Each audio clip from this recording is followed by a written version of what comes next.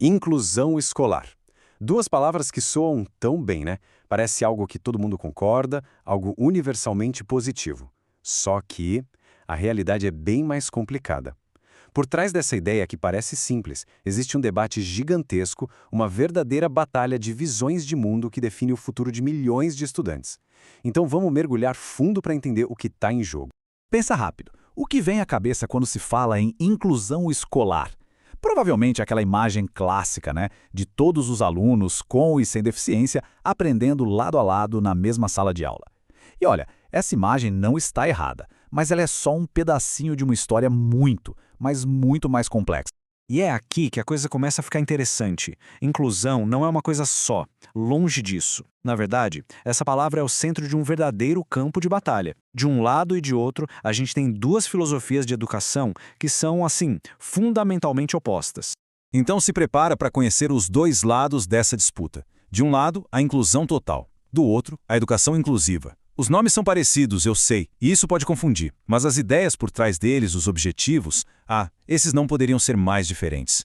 Ok, mas como é que a gente chegou nesse ponto? Uma ideia que parecia unir todo mundo acabou virando essa disputa? Para entender isso, a gente precisa voltar um pouco no tempo, porque o movimento pela inclusão nem sempre foi dividido. Ele começou com todo mundo olhando para a mesma direção, mas, em algum momento, o caminho se abriu em dois. A história é longa, mas dá para resumir assim. A gente sai de uma era de exclusão total lá no século XIX, quando surgiram as primeiras escolas bem específicas, só para alunos com deficiências sensoriais. Aí pulamos para o pós-Segunda Guerra Mundial. O mundo inteiro começa a falar mais alto sobre direitos humanos, e isso, claro, impulsiona a luta pelos direitos das pessoas com deficiência. Nos anos 70, uma pressão forte nos Estados Unidos começa a defender que esses alunos deveriam estar nas salas de aula comuns. Mas é ali, no finalzinho dos anos 80, que o movimento racha de vez. É aí que nascem essas duas ideologias que estão em pé de guerra até hoje. Beleza, agora que a gente já entendeu um pouco da história, vamos direto ao ponto. O que, afinal de contas, cada uma dessas visões defende? Vamos colocar as duas lado a lado para ver exatamente onde elas discordam.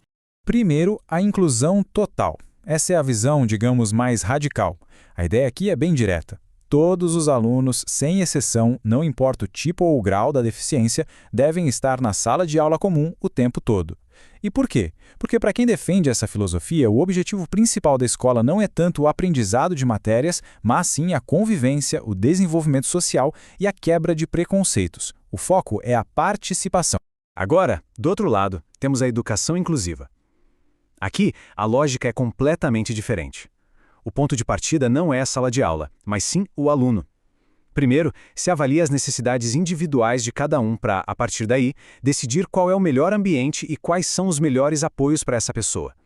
O foco aqui é garantir que o aluno realmente aprenda e domine as habilidades de que vai precisar para a vida, seja na sala comum ou com acesso a um leque de outros suportes. E essa tabela aqui deixa o contraste, gritante. Olha só. Para a inclusão total, o propósito da escola é social. Já para a educação inclusiva, o propósito é o aprendizado para a vida. Em relação aos serviços de apoio, a inclusão total quer acabar com tudo que é especializado, como as salas especiais, já a educação inclusiva defende que esse leque de opções tem que existir. E na base de tudo, a gente tem essa diferença de crença. A inclusão total acredita que a escola comum pode ser reinventada para dar conta de todo mundo, já a educação inclusiva é mais pragmática e diz que a sala comum tem seus limites e pode não ser o melhor lugar para todos. Então poderíamos pensar que a briga é só sobre o como fazer, né? Sobre método de ensino. Mas na verdade o buraco é bem mais embaixo. A gente está falando de uma diferença que vai lá na raiz, que chega a questionar o próprio papel da ciência dentro da educação. É isso mesmo. O debate para de ser sobre prática pedagógica e vira uma discussão filosófica. É sobre o que a gente considera conhecimento. O que é verdade quando o assunto é ensinar e aprender. E essa citação, ela é a chave para entender um dos lados. Numa perspectiva pós-moderna, a ciência é só mais um discurso. O que isso quer dizer? Quer dizer que para essa corrente de pensamento, que é a base da inclusão total, a ciência não tem um status especial. Ela não é vista como uma busca por fatos objetivos. Ela é só mais uma história, uma narrativa, no mesmo nível de qualquer outra opinião ou crença. E qual a consequência prática disso? É uma desconfiança, uma rejeição quase completa da ideia de evidências. Se a ciência é vista só como um jogo de poder, então qualquer dado sobre aprendizado, qualquer pesquisa que mostra que um método funciona melhor que outro, tudo isso é visto não como um fato, mas como uma ferramenta política. A ideia de usar dados para guiar a educação é basicamente descartada. Do outro lado, o contraste é total. A educação inclusiva funciona numa lógica completamente diferente, muito mais estruturada. É um passo a passo. Primeiro, avaliar com um diagnóstico completo das necessidades daquele aluno. Segundo, planejar, criando um plano de ensino individualizado, o famoso PEI. E terceiro, agir usando as práticas que a ciência já mostrou que funcionam para atingir as metas daquele plano. É um processo baseado em dados.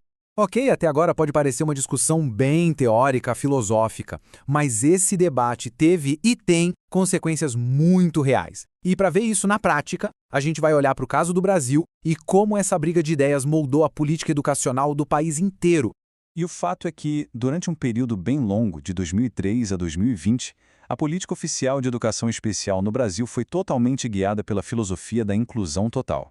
O ápice disso foi a Política Nacional de 2008, que basicamente colocou essas ideias como a regra para o país todo. E, para entender o espírito da coisa, olha só esta frase de uma das principais idealizadoras dessa política. O ensino diferenciado continua segregando e discriminando. É o aluno que se adapta ao novo conhecimento. É forte, né? A ideia aqui é que adaptar o ensino para um aluno não é ajudar, é uma forma de discriminar. A responsabilidade de se adaptar ao conteúdo é toda do aluno.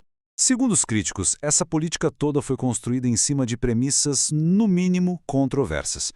Por exemplo, a ideia de que um bom professor serve para todo mundo sem precisar de conhecimento especializado, ou de que dificuldades de aprendizagem são a mesma coisa que diferenças de gênero ou de raça, ou ainda que fazer adaptações individuais é uma forma de discriminação.